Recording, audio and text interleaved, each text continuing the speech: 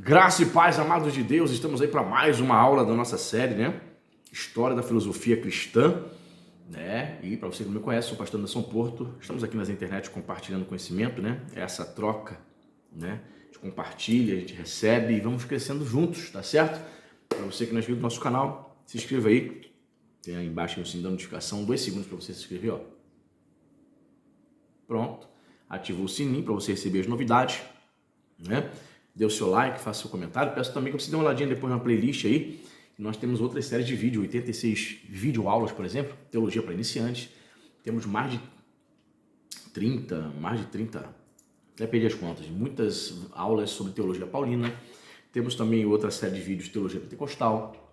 Temos 17 vídeos falando sobre prolegômenos. O que é prolegômenos? Prolegômenos são, no que diz respeito à teologia, né? São as palavras iniciais ali da teologia sistemática. E temos essa série aqui, História da Filosofia Cristã. Nosso propósito é falar sobre, né, os grandes filósofos cristãos, aí, principalmente ali da patrística, né? Então vamos juntos, vamos falar um pouco aí, mais um pouco, né? Falamos na aula passada e vamos dar prosseguimento para entendermos aí o que ensinava nosso querido Orígenes, que viveu ali no século III em Alexandria, né, o grande pai da igreja. E ele adotava, né, o método especulativo, adotava a filosofia, né, e a interpretação alegórica para falar das escrituras sagradas, tá certo? Mas antes eu peço a você que nos ajude. Compartilhe esse vídeo, compartilhe esse canal, né, com outras pessoas, aí, com outros grupos, grupinho de WhatsApp, Facebook, né, grupinho aí do Zap da pós-graduação, bacharel, de seu mestrado. Envie para pessoas que gostam aí de teologia, gostam do assunto, para a gente ajudar a engajar o canal, dar um upgrade.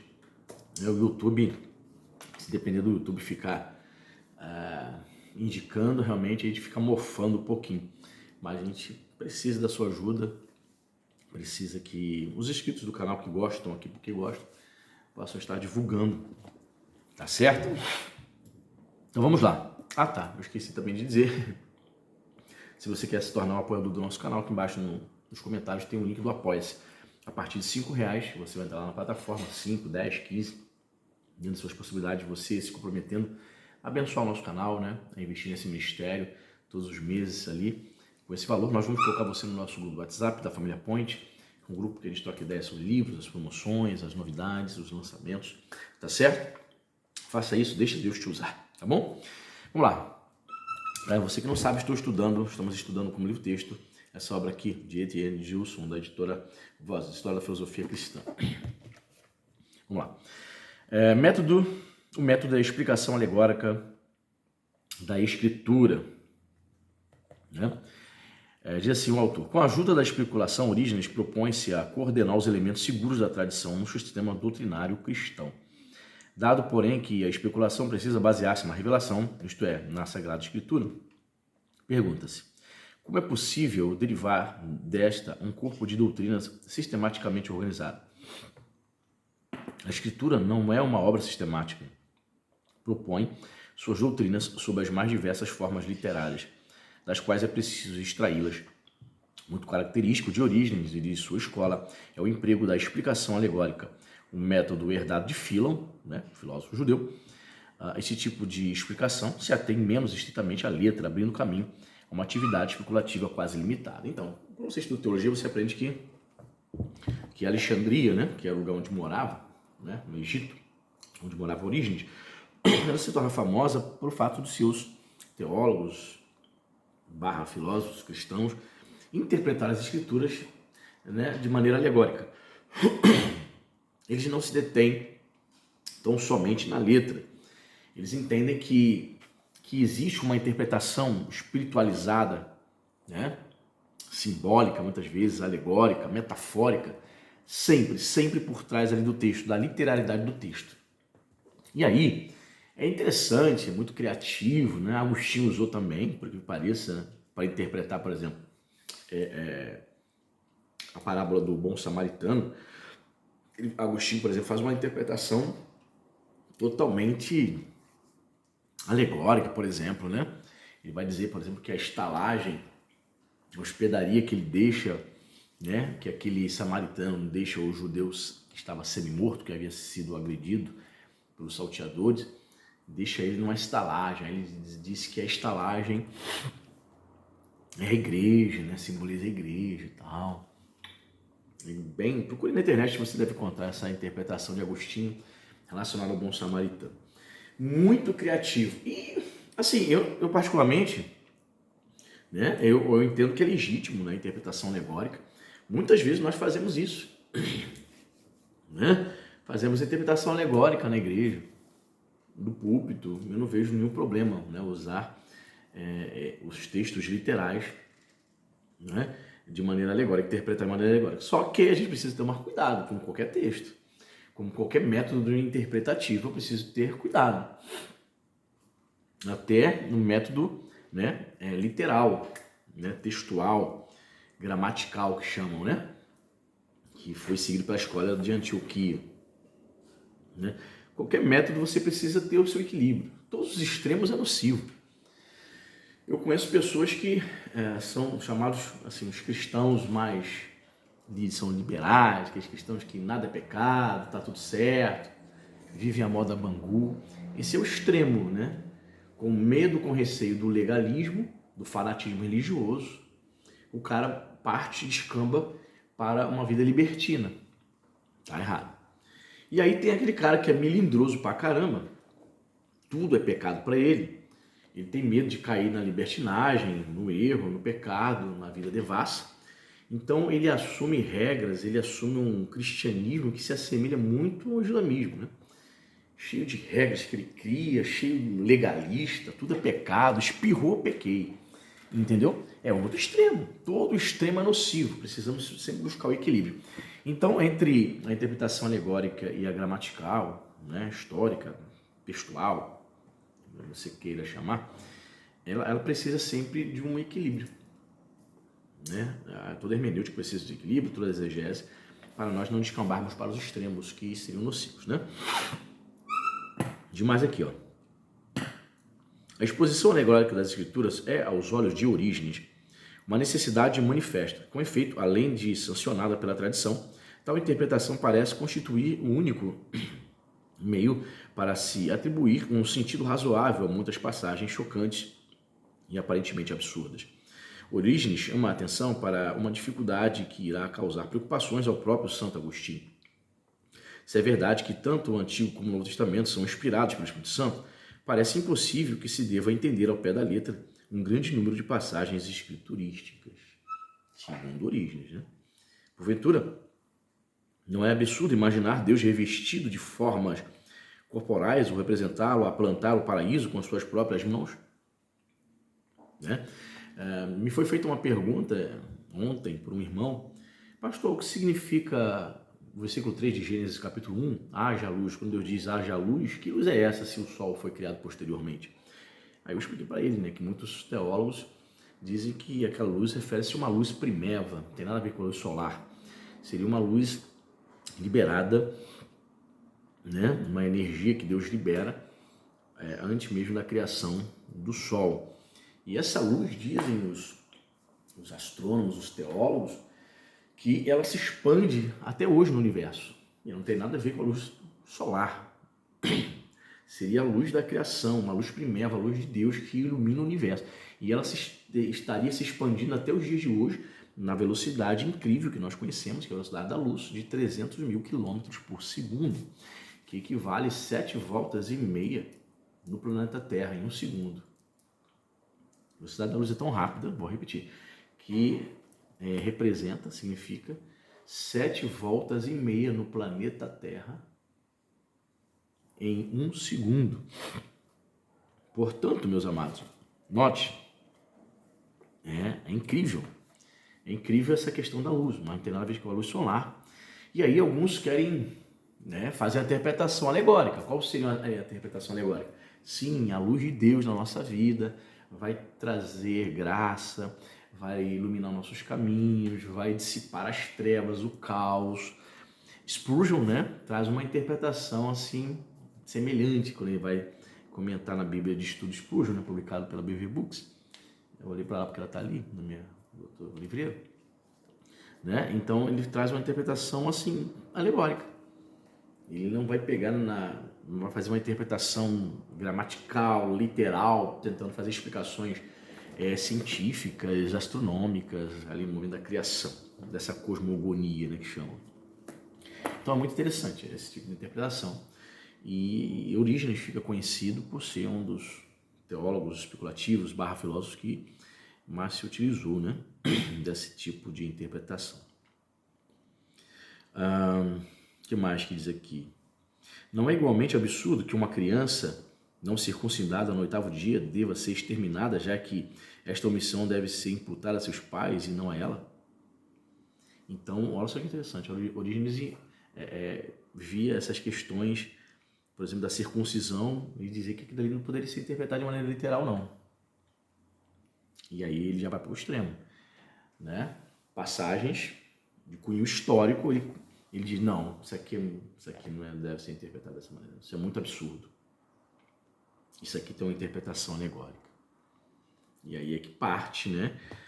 É o grande problema que muitos reformadores vão criticar. Eis a razão que por muitos teólogos reformadores vão rejeitar praticamente totalmente a interpretação alegórica para se apegar à interpretação histórico-gramatical. Né? O que mais que diz aqui? Não é absurdo também que a Escritura proíba comer da carne de ircocervo? Aí coloca aqui o nome científico, Tragelaphus, um animal inexistente? E ainda, como poderia ter havido um dia antes da criação do Sol? De que maneira podia cair e fugir da face do Senhor? Orígenes aduz um grande número de outras possibilidades, fazendo ver ao mesmo tempo que tais pedras de escândalo, de tropeço, foi mal traduzido aqui, né? Pedra de tropeço, pedra de escândalo, né?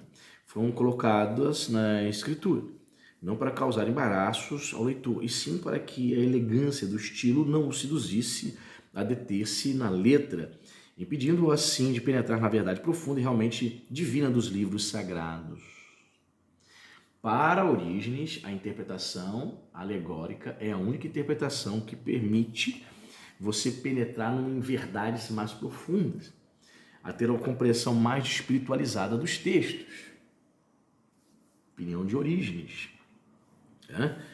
A despretensiosidade da letra nos conduz à preciosidade da compreensão espiritual. A despretensiosidade da letra, vou repetir, fala de Orígenes, nos conduz à preciosidade da compreensão espiritual. Certo? Fecha aspas aqui para Orígenes. Então eu entendi o seguinte: eu preciso interpretar, né, olhar para o texto, olhar para a letra do texto, e eu não sou obrigado a interpretar de maneira literal. Eu tenho que olhar para ele de maneira despretensiosa. Ok? Para que eu possa verdadeiramente entender o sentido espiritual profundo desse texto. Então temos aí um método, né, explicação alegórica da Escritura por Orígenes. Diz mais. Podem distinguir-se 3 sentidos ou interpretações da Bíblia: o sentido material, psíquico e pneumático. Muitas vezes é difícil distinguir estes 3 sentidos. Foi a aplicação irrestrita da exposição alegórica que induziu Orígenes em erro. Então, segundo aqui o autor H. Gilson, ele entende que Orígenes caiu aí em erro, não somente ele, mas autores também protestantes, se apegando de maneira tão acirrada, né, a essa interpretação. É o que eu falei no início, o extremo, né? Orígenes não duvida de que o texto sagrado seja invariavelmente verdadeiro. Insiste, contudo, na necessidade de se entendê-lo corretamente. O sentido material, ou literal, ou gramático, ou em outros termos, o sentido que na vida ordinária se atribui aos fonemas, revela-se muitas vezes como totalmente inaceitável, porque falso. Caramba! Então, ele vai dizer isso na obra dele que nós comentamos na aula passada, do Princípios, né? Princípios. Ele fala sobre os princípios, princípios, né, acerca de Deus, né? Princípios, ou seja, os princípios acerca da doutrina cristã. Nessa obra, eu falei na aula passada, ele vai falar sobre Deus, sobre a criação, sobre o universo, sobre a liberdade humana, sobre a revelação das Escrituras. Então, nessa obra, ele traz isso, que uma interpretação literal, ela vai trazer um sentido falso, segundo ele. Diz mais aqui, em tais casos, torna-se necessário indagar logo o sentido alegórico ou metafórico, por ser este o único sentido visado em tais textos, ainda que Orígenes atribua grande utilidade ao sentido literal ou histórico. Dificilmente resiste a tentação de resolver o sentido material no alegórico. Isto lhe possibilita arrancar toda uma filosofia ou teologia de não importa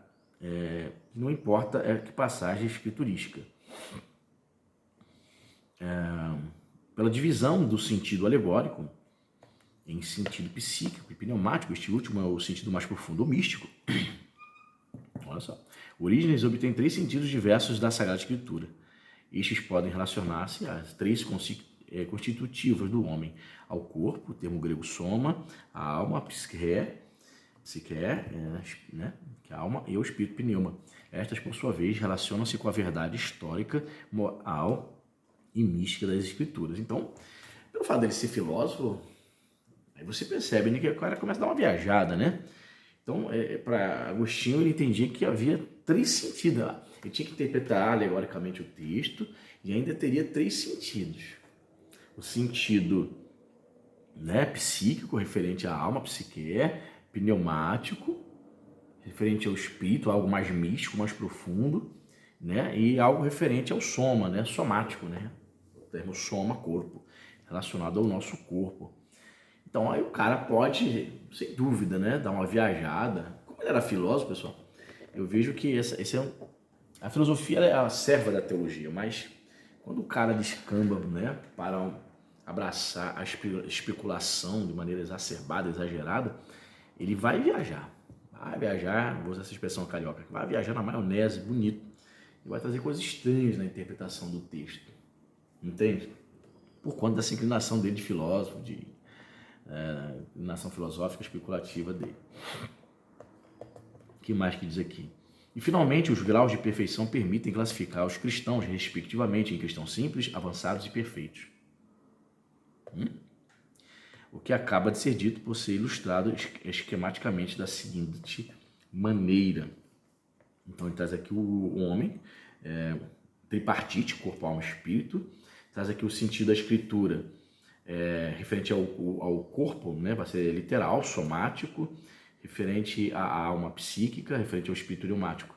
Aí diz aqui, verdade, no sentido literal vai ser histórica, no sentido psíquico vai referir-se à moral, e no sentido pneumático vai se referir à parte mística, né? Então, 3 maneiras de se encontrar a verdade. Grau de perfeição. Então, ele distingue, ele separa os cristãos em 3 grupos. Os cristãos simples, né? Está muito ligado à psique, à alma, ao corpo, ou melhor, ao corpo. Esse é o cristão simples, o cristão, né, não tem muita profundidade. É interessante que você na igreja, ainda mais como pastor, a gente percebe isso, né? Existem cristãos e cristãos, cada um com um grau de sede de Deus, de maturidade, de conhecimento, cada um possuindo um grau de conhecimento de Deus, de profundidade, de comunhão com Deus, de sede de Deus, graus distintos. Por exemplo, na minha igreja tem culto domingo de manhã e domingo de noite. Eu sou daquele crente que o crente vem domingo de manhã, culto de ensino, culto ao Senhor, recebe palavra, se enche, né? E à noite volta, tenta trazer uma pessoa, tenta ganhar uma alma para Jesus, tenta evangelizar alguém, ou seja, o crente que produz para o reino. Mas você vai encontrar gente boa, tá lá na igreja, batizar nas águas, mas ele fala assim, então para mim um culto é o suficiente, já cumpri minha obrigação, veio domingo de manhã e não quero saber de nada mais não, vou voltar à noite para conversar com os crentes, com os irmãos, para ter comunhão, vou participar de alguma coisa, de um evento, uma saída, um evangelismo. Não, um culto já é suficiente. Interessante, Orígenes percebia isso, então ele classificava, existiam os cristãos simples, ligados ao soma, ao corpo, os cristãos mais avançados, né? Ele dizia que esses cristãos eram psíquicos. Estranho que lembra um pouco a divisão que os gnósticos faziam, né, dos cristãos. E tem os pneumáticos, né? Que é o cristão perfeito, ultra perfeito, de contatos com Deus, com experiências místicas, de ter visão, usados de maneira extraordinária, com dons. E aí, escreva aí para mim, se você chegou aqui até agora, escreva aí nos comentários aqui o que você acha dessa divisão feita por Orígenes. Quantos minutos já? 20 minutos. Então, acho que eu vou fechar aqui, porque ele já vai iniciar outro assunto, Orígenes e a filosofia grega. Então é isso, pessoal. Ele tinha um critério, um método para explicar, né? E para explicar as escrituras usava um método alegórico. E ele dizia, né, que este método alegórico, né, poderia ser dividido, né, para 3 tipos de pessoas, em 3 questões distintas que você poderia falar para todos os tipos de crentes, o cristão simples, o avançado e o perfeito, né, o místico. Curioso, né? Curioso, no mínimo curioso, esse pensamento de Orígenes. É óbvio que muitas questões, né, da interpretação alegórica, como falei no início, que eu não concordo. Eu acho que ela pode até ser usada, mas com muito critério, com muito cuidado, porque qualquer coisa assim, tipo de interpretação, se for levada ao extremo, eu acho que vai ser nocivo, né, para a igreja, para a interpretação bíblica. Tá certo? Até a próxima aula. Deus abençoe. Torne-se nosso apoiador. Compartilhe esse vídeo. Deus te abençoe rica e abundantemente.